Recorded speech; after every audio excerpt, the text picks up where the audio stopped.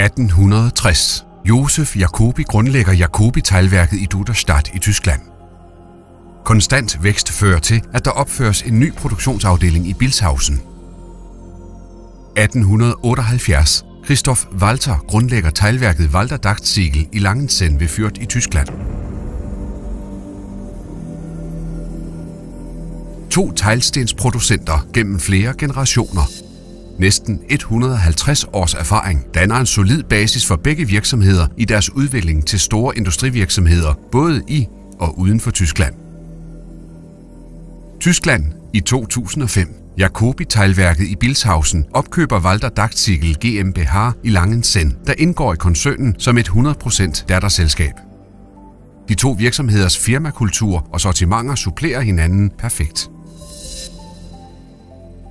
Velkommen hos Jacobi-koncernen, et team af traditionstro eksperter inden for teglsten.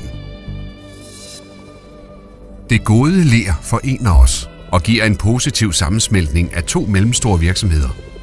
Det gode ler forener os og sikrer et frugtbart samarbejde med vores partner inden for handel og håndværk.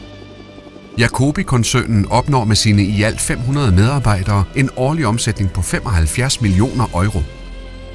På det ca. 400.000 kvadratmeter store virksomhedsareal fremstilles der i Bilshausen, Langenzenn og Duderstadt 60 millioner falsteglsten og 25 millioner bæverhaleteglsten om året. Vores udgangsmateriale er ler, et rent naturprodukt. Førsteklasses skiferler, der er grundlaget for Jacobis forskellige lertyper, leveres fra mange forskellige steder i hele Tyskland. Anderledes er det i Langenzenn, hvor der findes en lergrav på virksomhedens område. Denne lergrav har gennem årtier leveret råmaterialerne til førsteklasses Walter teglsten. Her er der ingen problemer med lange transportveje. I lerlagerets store blandingsbeholdere samles de forskellige råmaterialer, der forarbejdes i specielle blandingsforhold.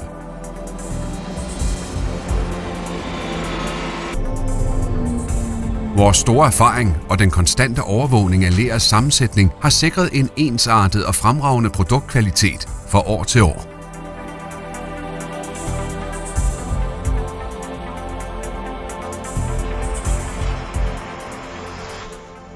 I koldergangene bearbejdes råleret ved en trykpåvirkning på 54 ton og trykkes gennem små sigteåbninger på 11 mm. I de efterfølgende valseværker males leret næsten til pudder. Leret knuses endnu en gang, så kornstørrelsen kommer ned på 0,5 mm. I sumphuset, som er en mellemstation for det helt finmalede ler, opbevares der 5 x 800 tons bearbejdet teglmasse. Herfra føres leret videre på transportbånd for tilsat overskydende ler fra presseformene og når nu frem til sigtefordeleren. Leret opvarmes med damp til ca. 40 grader, hvorved leret bliver meget plastisk og let at forme. Strengpressen komprimerer leret under vakuum til en endeløs streng. Leret skæres herefter i skiver, der via en elektronisk styret sugearm enkeltvis føres videre til tilbehørspressen.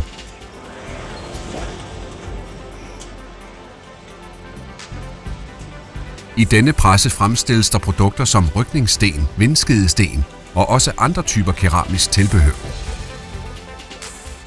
Fladeteglene formes i revolverpressen. I denne multifeltpresse kan der fremstilles mange forskellige teglstenstyper. Der udføres 17 formninger per minut, og med 4 forme giver det en produktionsrate på 68 teglsten per minut. Den hurtige rytme afbrydes kun 1 gang i timen, når der skal skiftes presseforme.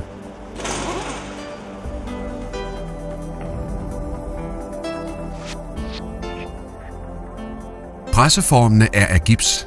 Meget fin specialgips støbes ind i formholderen. Slutproduktets kvalitet afhænger 100% af, at der fremstilles præcise forme.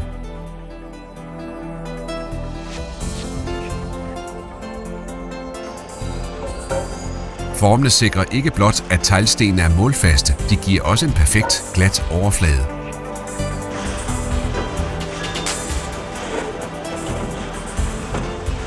De friskpressede teglsten lægges til tørre i rammer, der anbringes på afsættervogne, som fyldes og køres ind i tørretunnelen. Der står konstant 72 vogne med hver 920 teglsten i tørreanlægget.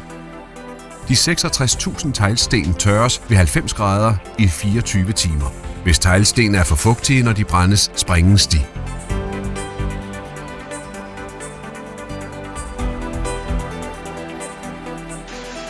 Afhængig af hvilken farve og overflade der ønskes, køres teglstenene gennem inkuberingsanlægget.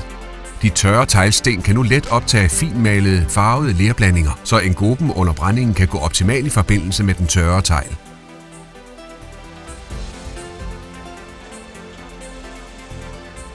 En efter en sættes teglstenene i kassetter, der sikrer, at teglstenene holder formen.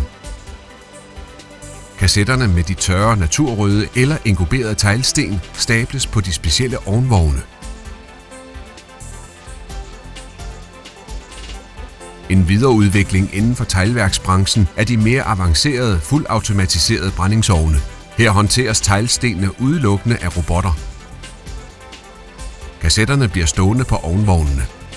Selve brændingen af teglstenene varer kun 3 timer, og produktionen kan derfor hurtigt tilpasses, hvis der skulle opstå flaskehalse. Der er generelt færre teglsten på hver enkelt ovnvogn ved denne produktionsmetode, og derfor kan vognene køre væsentligt hurtigere gennem brændingsprocessen. Hjertet i disse brændingsovne er den computerstyrede central, der styrer og overvåger de enkelte brændezoner i tunnelovnen.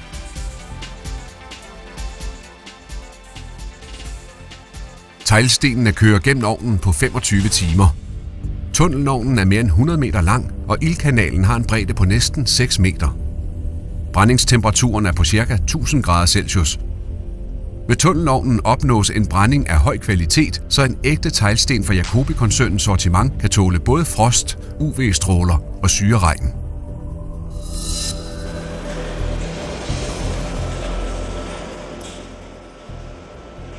De brændte teglsten tages ud af kassetterne og sendes derefter videre til klangprøven. Klangprøven har lige fra gammel tid været den bedste måde at kontrollere den færdige teglstens kvalitet på. Selv den mindste hårfine revne registreres på denne måde.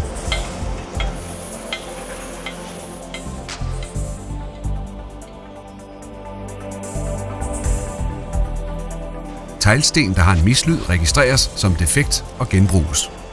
Op mod 99% af alle fremstillede teglsten lever op til klassifikationen første klasses. Teglstenene stables på europaller og genanvendelige Jacobi-paller, der pakkes ind i folie. Det gør pallen og dens indhold mere stabile, og teglstenene beskyttes samtidig mod snavs. Udover fladetegl og keramisk standardtilbehør leverer vi desuden andre dele til formfuldendte tag.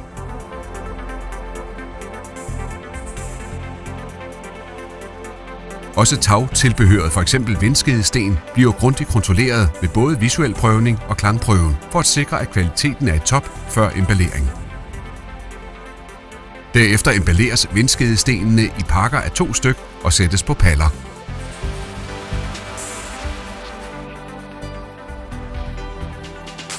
På højlageret opbevares valmkapper og f.eks. startsten med specielle udsmykninger til tegltage ekstra beskyttet.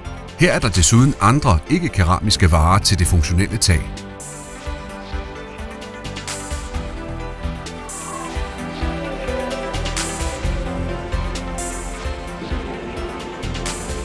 Teglstenene læsses nu med gaffeltruck på vores effektive og pålidelige speditørers vogne og transporteres videre til byggepladsen eller til forhandlernes lager.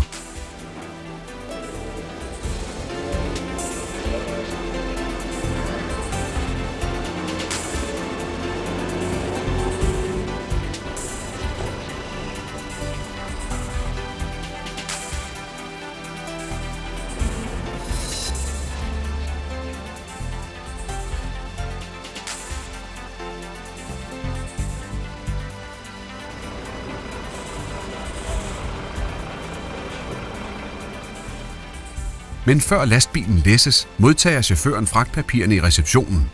Normalt bestiller forhandlerne teglstenene på forhånd og tager dem i kommission for at sikre en problemfri udlevering. I spidsbelastningsperioder læsses der ca. 300.000 teglsten om dagen alene for teglværket i Bilshausen. For at dette kan lade sig gøre, skal virksomheden have en effektiv intern salgsafdeling. Bygmesteren bestiller varerne hos forhandleren, der sender en bestilling til Brik plus Brik og videre til den pågældende salgsafdeling hos Walter eller Jacobi via telefon, fax eller e-mail. Her registreres alle ordrer, og de integreres i udleveringsprocessen og faktureringsforløbet.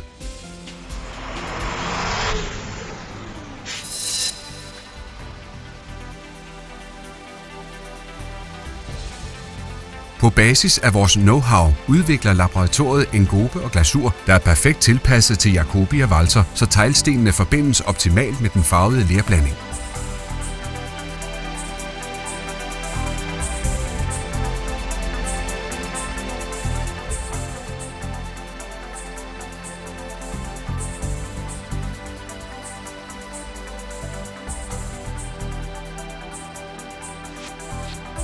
Desuden testes materialernes vandabsorption og brudstyrke.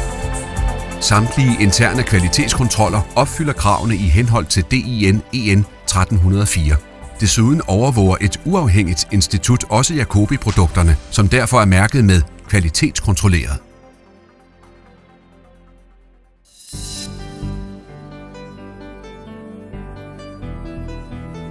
Naturrød eller inkuberet, let silkeagtig glans eller helt blank overflade, kraftigt buet eller flad, teglstenenes specielle form giver taget dets helt unikke udseende.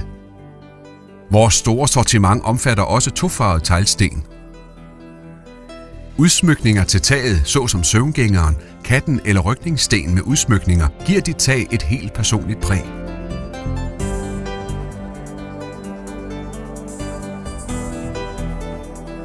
Jacobi og Walter har flere flotte udstillingsområder. De er altid åbne for besøgende, der gerne vil se udstillingerne i den pågældende region.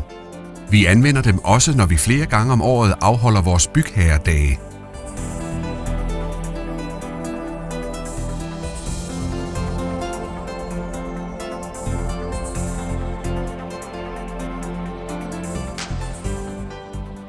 Jacobi og Walter er specialforretningernes og tagdækkernes pålidelige partner. Vores mange forskellige prøvestande giver et overblik over hele sortimentet.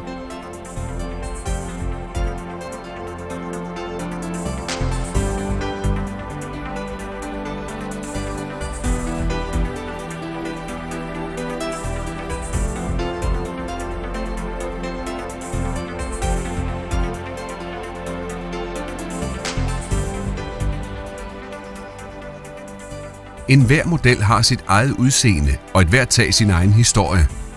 De forskellige krav, der stilles i forbindelse med fredning, arkitektur, funktionalitet og økonomi, kan opfyldes uden at gå på kompromis.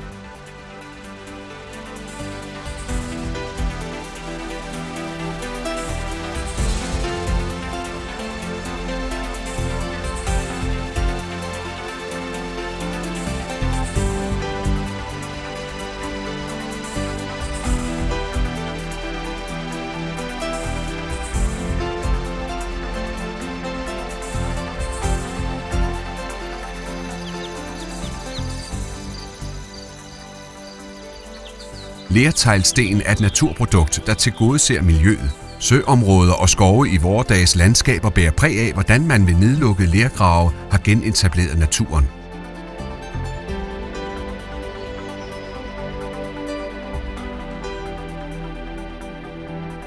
Med teglsten fra Jacobi og Walter har du med sikkerhed truffet det rette valg, både nu og i fremtiden.